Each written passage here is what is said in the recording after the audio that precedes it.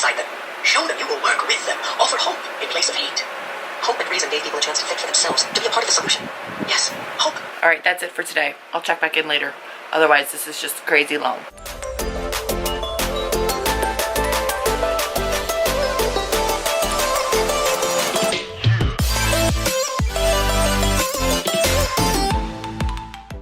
Hello, and welcome to days 5, 6, and 7 of BookTubeAthon. This will be my wrap-up vlog at the end of the weekend because, again, busy weekend. So today is Friday. It is 11:21. I've clearly done my makeup. While doing my makeup, I actually listened to the end of Before the Devil Breaks You. So I finished the audiobook, which brings me to 9 books finished for the readathon, one of which was an epic, huge audiobook, which I think I was like 29% of the way through when we started. I was warned that I would cry. I did not cry. I can see where I would have, like the exact points where I would have, but I was determined not to because this needs to last until the rehearsal dinner tonight. So yeah, I was good, but it was an amazing book. I knew it was going to be. I knew it was going to be another 5-star read, and it really, really was. This is such a rich plot, such a great world, such a fantastic storyline that's woven seamlessly between all 3 of these books so far. The characters are phenomenal, and I just want them to be safe and protected and happy forever and ever, and I know that's not a possibility in this world, but it is still so good. So good. And the audiobooks are phenomenal. January Lavoie is absolutely insane as a narrator. She is amazing. So I've been absolutely loving this audiobook series. I've just been so happy with it. I did go ahead and renew Perks of Being a Wallflower, which I may listen to because I think it's a relatively short audiobook. I'm still not going to watch the movie. I did get 6% of the way through Twice Dead by Caitlin Seal. This one is like, it's a story about a world where necromancers are kind of normal. There's dead all over the place, and you can have either a soul that's still bound to the body, or you can have almost like ghost-like spirits that are still around. So I believe this girl is being recruited now to be a spy for like some kind of a rebellion now that she is dead and a wraith. That's all I got so far. So we're going to see. This is an arc. It doesn't come out until September, so I've got to read it. Book number 8 done. 5-star. Amazing. Freaking love this series. It is so good. If you have not read it yet, read it. If you're interested in audiobooks, read the audiobooks. They're so well done. I'm going to probably read this arc while I'm waiting with my grandmother to get her hair done, which will probably take about an hour. I hope you guys are having a fantastic beginning of your day 5. You're not going to see this until it's over anyway, so hopefully you had a banging BookTubeAthon, and I will talk to you guys in the next clip. Oh, hi, hello. So I am back with a little bit of a reading update. I got to 18% in Twice Dead, and I really don't like it. I think I will probably give it until 25% just in terms of like NetGalley review and trying to give some feedback, but there is just the slowest pacing, and the world building and the magic system right now is not intriguing me. I don't understand anything that is happening. I don't like it even a little bit. So I think it's going to be a DNF, but I'm going to give it at least a little bit more time before I officially make the decision because I just feel like that's the only fair way to do it for NetGalley, but it's not a winner for me. I did come home though to book mail. I have a couple requests out, and I don't know who this is from California. I don't know what it is, and I don't know if I can honestly open it with one hand. I think I need to get scissors, so I think I might have to put you down for a second. So let's see if I can put you on a impromptu tripod. All right, so I think I've got this up on a little bit of a tripod. We're gonna open this up. I have a couple of ARC requests out, but I haven't gotten confirmation that I was actually getting anything. So it could be a traveling book coming back to me, but I don't recognize the name or the address, so I'm not sure. No, it's definitely an ARC because there's a paper in this. Oh no, there's a card in this. What is this? I have a card and I have a book. This is Saving Each... Oh, they did contact me and ask me if I wanted this. This is Saving Each Other by Stacy Mitchell, and this one is about 2 adults that I believe like both of their spouses have died and they are kind of helping one another. I forget the publisher of this. but they contacted me and asked me if I was interested. They actually contacted me about 2 different books. I was really only interested in this one, but it looks like it's an adult romance published by Amazon New York APUB. So maybe this is an independent publisher, but I got contacted by somebody that was representing them. So there is a thankful card in here. Hi, Julie. I hope you enjoy my book. I'm not sure if Leslie gave you any of my backstory, but I would love to share it with you. Hope to hear from you soon. And then there's information about how to get in touch with her. So this is from the author. I guess the author sent it out to you, Stacy Mitchell, which is the name on the card, which I didn't know. So I guess she has like a publicist that reached out to me. It seems like she's an independent author with a publicist, which is amazing. So Stacy Mitchell's book, really, really stoked about this one. And the back says Danny Adams and Ian Montgomery are each forced to the same grief counselor on a one-to-one basis after a drunk driver killed Danny's husband along with Ian's pregnant wife and their 6-year-old son. Holy crap. So the rules are they have to communicate through text message and never reveal their real names or any other personal details. And then in an unconventional twist of therapy, they end up giving their private cell phone numbers to one another and a first initial. And then they're instructed to reach out to one another in order to share their grief and heal. Neither plan to contact the other, but with all hope and the will to live gone, they do. Can the love they found triumph over the deep soul-twisting pain that never seems to fade? It seems like it's going to be heartbreaking. There are, right in the front here, which I appreciate, trigger warnings. Please be aware that While Saving Each Other is a story about hope, friendship, and how the power of love can right your world after tragedy turned it upside down. It deals with grief, depression, suicidal thoughts that follow. I've included a list of resources at the end of the book to help you cope with the loss. Please reach out, whether for yourself or a friend. Help is always out there. You are not alone. And it is an 18 or over, so an adult book. And I love that there are trigger warnings at the beginning of this book. That means a lot to me. I really, really respect the author for putting that front and center. I really have not seen that in books before.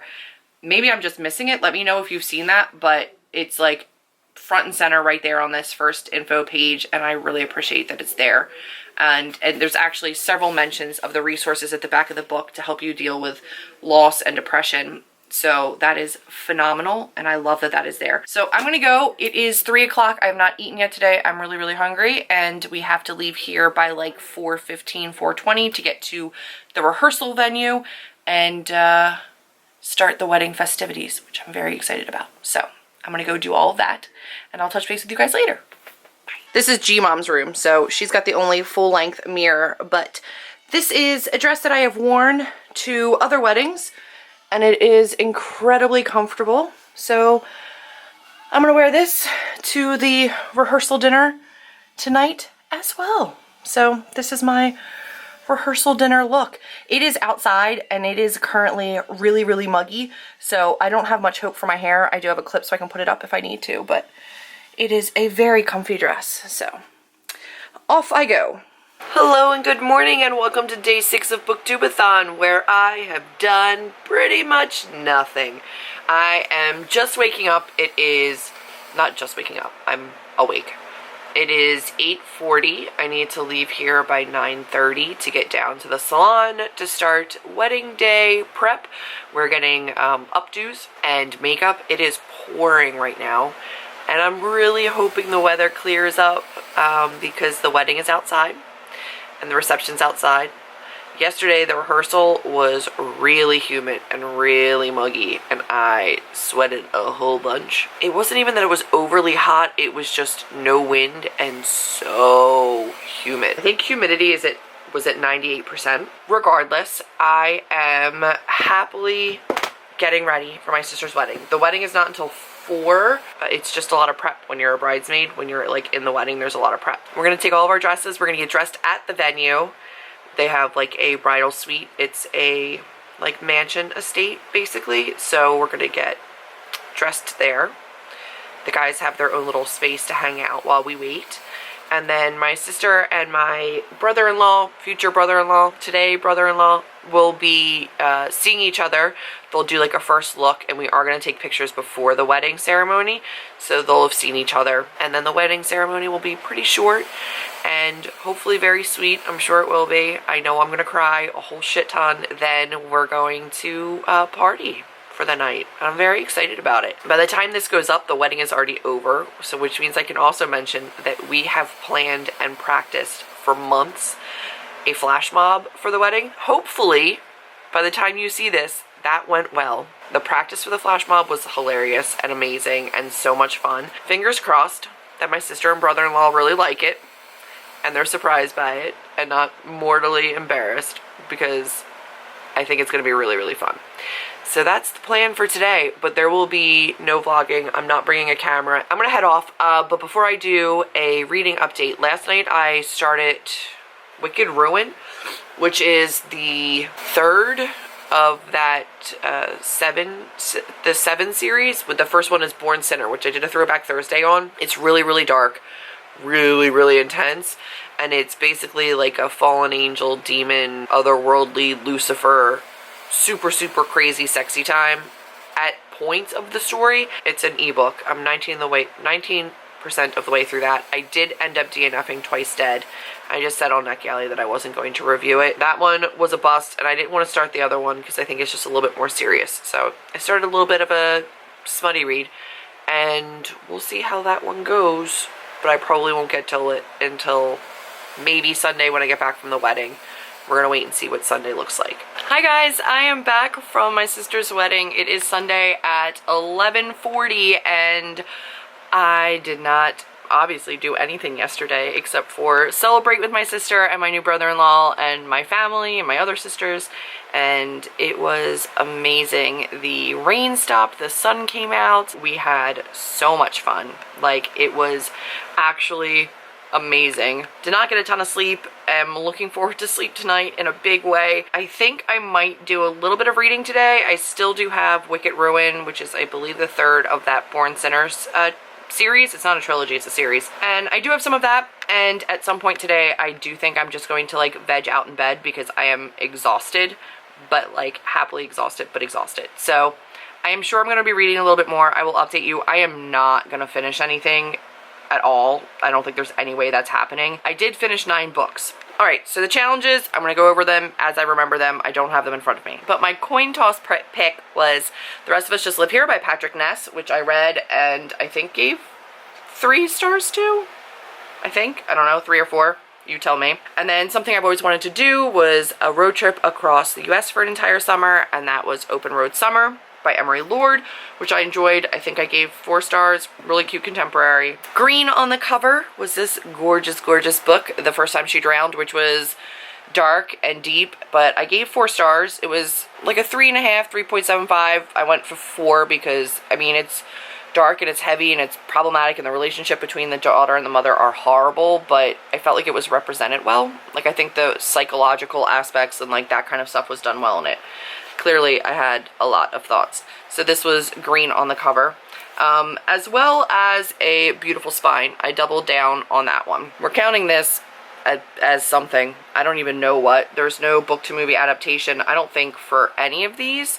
And then I read Miss Marvel, I read Moonstruck, I read Spell on Wheels, so I read 3 graphic novels, and then I finished Rule by Ellen Goodlett, which was an e-arc, and I finished the audiobook for Before the Devil Breaks You by Libba Bray. 4 physical books, an ebook, and an audiobook, so that's 6, and then 3 graphic novels is 9. So I feel pretty good about my reading week, I'm not gonna lie. The only thing that I did not complete was the book-to-movie adaptation. I have no interest in it. I did get the audiobook for Perks of Being a Wallflower, and I started it. I'm about 8 or 9% of the way through it. And I just don't care. I'm not enjoying it. I don't hate it, but I'm not enjoying it. And I just don't think that there's any reason for me to continue to push and force it. So I'm not going to. Other than that challenge, I did everything else. Reading something with a hat on. I read a graphic novel with a headband on. It's as close as you're getting to a hat for me. I'm going to go relax. I need to eat something. I need to unpack. And I need to crawl into bed and read a little bit.